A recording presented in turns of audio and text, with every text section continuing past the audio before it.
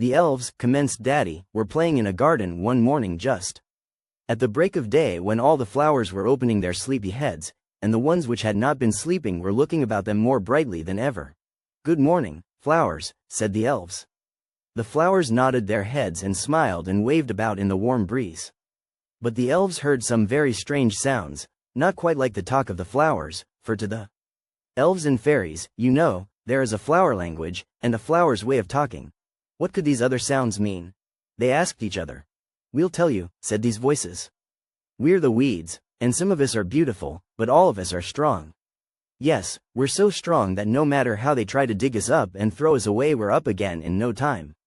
We're little fighters, yes, we are. We have our army headquarters. Indeed we do, and our generals are very fine. They're the great, tall weeds you often see, and but it's hard to get them out of the earth. If they are beaten, more generals take their places, for the motto of the weeds is, we'll always be strong, there will always be weeds." And so they chatted on. The elves were very much interested, but still they couldn't quite see, when the weeds were doing so much talking and bragging, how the flowers could smile so happily. So they whispered to the flowers very gently, "Tell us, flowers, why are you so happy?"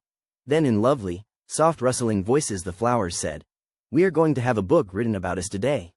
Yes, a real book, and our pictures are going to be painted. We're very proud and happy. We have a mistress who comes out every morning, and most of the day she is with us. She bends over us and digs up the earth around us so it is nice and soft and comfortable. And every evening after Mr. Sun has gone to bed she gives us cool drinks of water. It was only yesterday she told us that some noble grown-up was going to write a book about us and call it, The Ideal Garden. We think that ideal means something like perfect, anyway it's something extremely nice. And she has been making us ready for the book. Oh, we're very proud indeed." And then the queer sounds came again, and the weeds spoke up. "Yes, and we're going to have a chapter about us. We don't quite understand yet what a chapter is, but it's a great deal, we're sure of that. The grown-up told our mistress that she was going to say something about pretty weeds in a garden. Well, we like you all, flowers and weeds," said the elves. "I do feel insulted," said Mr. Orchid. "It's too absurd," said Miss Lily of the Valley. For a lady was wearing a bunch of orchids and lilies of the valley, and one of the orchids and one of the lilies of the valley were talking to each other. They felt very much hurt that they had been crushed and forced into such a great big bouquet to be worn, when a smaller one would have been so much prettier and nicer. "Yes, we are being insulted," said Mr. Orchid. "She doesn't care one scrap for flowers. She just wants to look rich, and so she bought us, and plenty of us, and that is what we call insulting." "It most certainly is," said Miss Lily of the Valley. "No one who cared for flowers would wear as many as she is crushing together. No, indeed." "Since Melly had been a little girl her auntie had been very fond of her," said Daddy. One day Melly's aunt was looking over a great box she had with pieces in it when Melly saw all the odd pieces of silk. "I wonder," said Melly's auntie, "if you would like to have me make you little bags, so you can carry your purse and your handkerchief in one when you go shopping, and your handkerchief and other odds and ends you carry around at other times in other bags?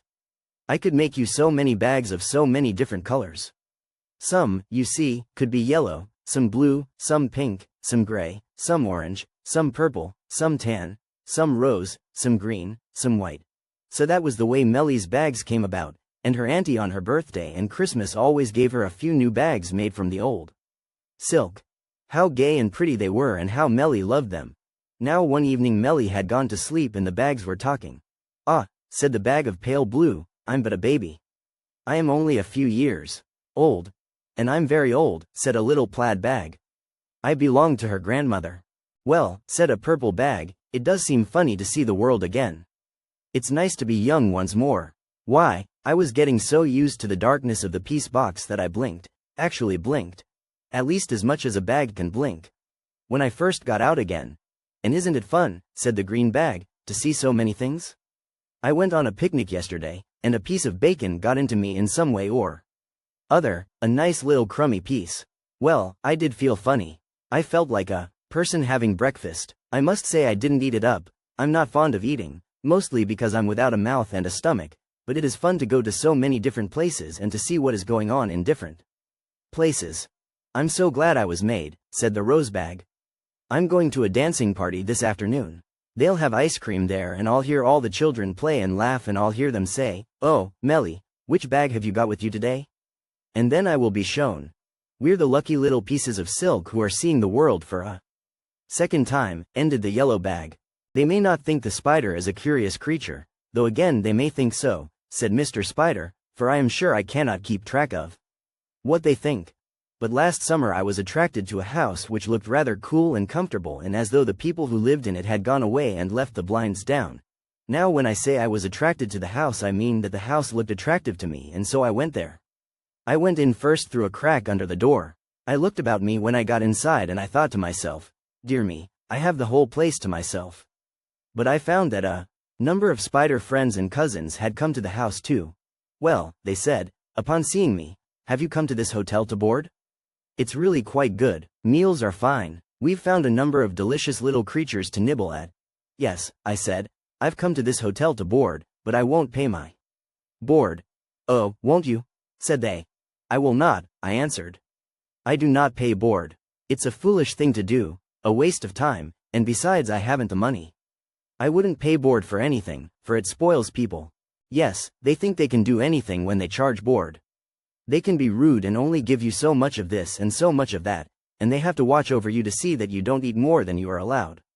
At least that is my idea of boarding, though I suppose for those who have plenty of money it is all right. But I have no money, none at all. Neither have I, said the spider who was listening. Therefore I cannot board, said Mr. Spider.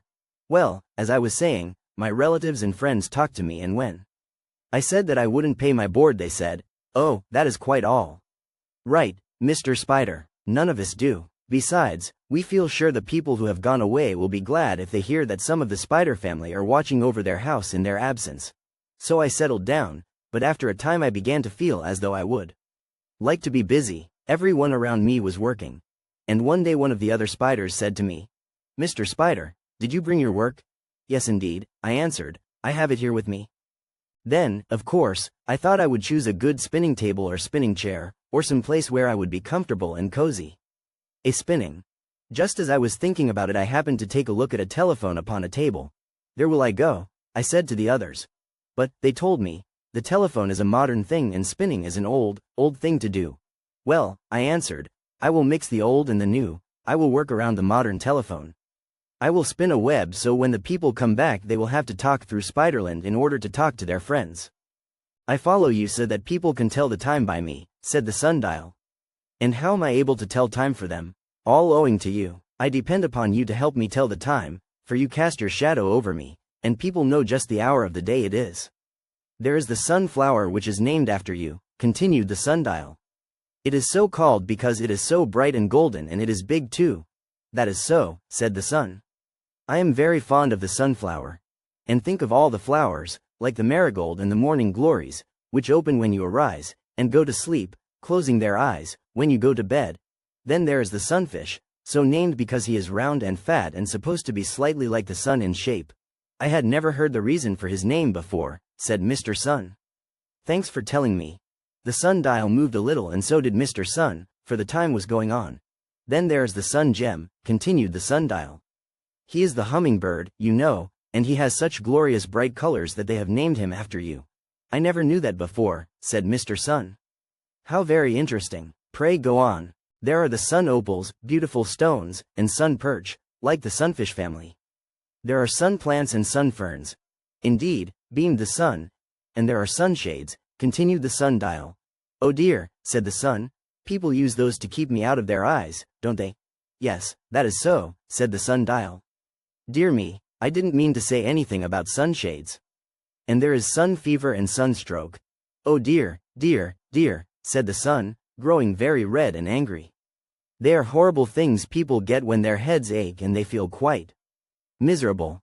The sun was very red and very mad now, and the sundial knew it had said too much. I am so sorry, said the sundial. I grew a little careless in what I was saying. Yes, you did, agreed the sun. But no matter. I shall sleep and forget about it now. And the big red sun went to bed behind the hill and the sundial said to itself it would never make such mistakes again. It seems so funny, said Mrs. Cow. Really, the fuss that children make about going around without any shoes or stockings.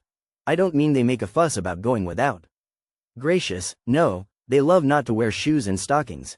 It's very funny, though, the way they think it is such a treat to go without. Now, we never wear shoes and stockings. We think that would be ridiculous. We would never say to our mothers, "Oh, mother, can't I please go without any shoes or stockings all afternoon?" No young cow or calf would say such a thing. But children are always asking if they can't go without as a great treat. How funny they really are. "Well, are you here again?" said the snails to the mosquitoes. "We are indeed," buzzed the mosquitoes. "But you don't say that as if you were pleased. In fact, we don't like your manner at all. We think a little nip and a wee bite might help you. It might make you more polite." "Ah, there you are wrong," said the snails. "To be sure, our manner was not so very polite. But we don't feel so polite toward your family. And as for teaching us manners with the aid of a little nip and a wee bite, well, that is absurd, as we have shells and we can go right back into them. We may be slow, but we can get into our shells quickly enough." "Yes, cowards," hissed the mosquitoes. "Not at all," said the snails. "It's not cowardly to avoid being bitten. It wouldn't help anyone if we were bitten. There would be no good done. Because of it, we simply do not wish to be bitten and give you a chance to say, 'We bit the snails today.' That was part of our pleasure. For it is a pleasure to you to bite, and we don't intend to help along such selfish, mean, cross creatures." "Then why are you talking to us?" asked the mosquitoes. "Because," said the snails, "you have just missed a picnic party that went by here a little time ago. A nice picnic party of children. We won't tell you where they went. No, indeed. And you've lost them now. We only talked to you because we wanted you to miss one horrid adventure. We wouldn't have wasted our time otherwise. And we talked slowly to give the children more time." The snails wiggled and squirmed a little. They were very much pleased with themselves. But, oh, how mad the mosquitoes were. They buzzed and sang their ugly little songs. They tried to bite the snails, but they had gone inside their shells. They were so furious that they had wasted all that time. But the snails were happy. They knew that the children were far away by this time, and they had been saved from having the horrid, uninvited mosquitoes go along, too. As the mosquitoes flew away, they said, "Never again will we talk to those slow snails. They make us lose time." And the snails were delighted that their slowness had helped. "The rose-breasted grosbeak," said Daddy, "is a very useful bird, and at the same time an extremely beautiful bird. Mr. Rose-breasted grosbeak wears black and white, with a handsome vest of rose color, and under his wings he has the same decoration. Mrs. Grosbeak is not so handsome. She wears a brown frock, and looks not unlike her cousin, Mrs. Sparrow. They have some fine relations, too. There are Mr. and Mrs. Blue Grosbeak, and there again Mr. Grosbeak is very beautiful.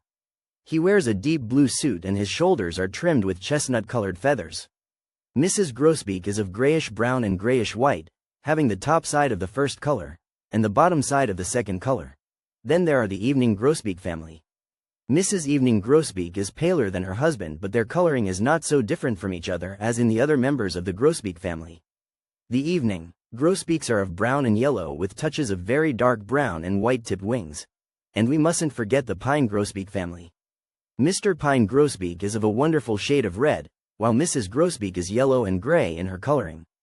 The Pine Grosbeaks are fond of the winter. They are not afraid of the cold. In fact, they are not afraid of anything, and they trust people and let them come close to them. They have low, warbling voices and whistle in a beautiful, clear fashion. The Evening Grosbeaks have very large bills and eat many seeds, berries and insects, as you may imagine. But they can sing and whistle, too. The Blue Grosbeak family sing, too, in a nice warbling fashion of their own, which is a little like the song Mr. Indigo Bunting sings. But Mr. Grosbeak's is a little stronger and louder, a little more of a song. They probably like to sing songs that are somewhat the same, as they are both blue birds and so have the same taste in color and in music.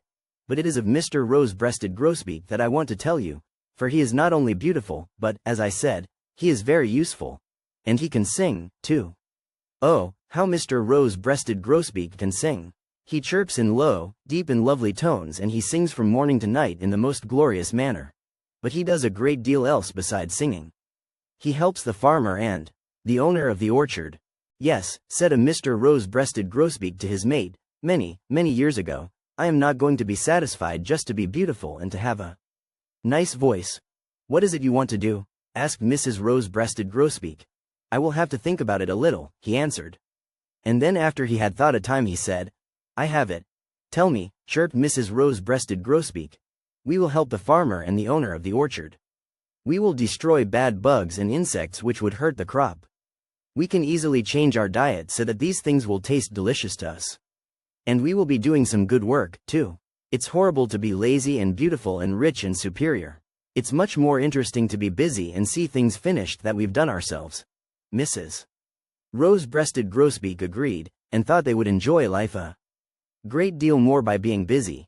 It would be so tiresome, Mrs. Grosbeak told her mate some time after this, if we did nothing all day but sing. Why, we'd have nothing to sing about after a time, no joyous news to tell the world. And so from that day to this, the rose-breasted Grosbeak family have been a great help. They eat caterpillars which would destroy trees, many moths, bugs, worms, and insects which would hurt growing vegetables and trees bearing fruits. They eat cucumber beetles, too, but mostly they eat potato bugs. And so they are a great, great help, and are often called, those dear little Grosbeak birds. "I am pretty mad," said one of the goldfishes in the bowl, whose name was Mr. Tokyo Jones. "I'm mad, too," said Mr. Pekin Baxter, the other goldfish. "That little girl said, you remember," continued Mr. Pekin Baxter, "Oh, look at the wings on the fishes. Such ignorance." Of course, she meant fins, but it made me pretty mad to think there was a person who knew so little about fishes. And what made me mad was when her playmate said to her, "Why, Marion, those aren't wings, those are fins," and Marion said, "Well, what is the difference?" Which I say, wings or fins? That certainly made me mad. "It did me," said Mr. Tokyo Jones, "but let's not excite ourselves any more. Let's be like the lazy snails, who are really sensible not to get angry, for it does no good at all." Now the 4 pigeons I want to tell you about were a daddy and mother pigeon, and their little pigeon children whose names were Peter Pigeon and Polly Pigeon, said Daddy. "And I saw them today. Polly," said her mother, "be sure you wet your feathers. Now a good shake. There, that's the way." And then the mother pigeon would give herself a good shaking in the water to explain. And Daddy Pigeon was saying to Peter, "There, Peter. That's the way. Don't be afraid of the water.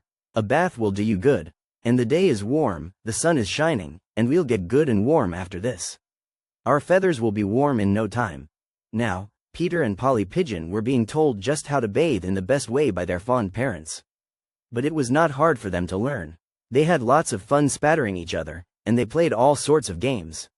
And after they were really through bathing and had shaken their feathers, they began to get dry in the hot sun.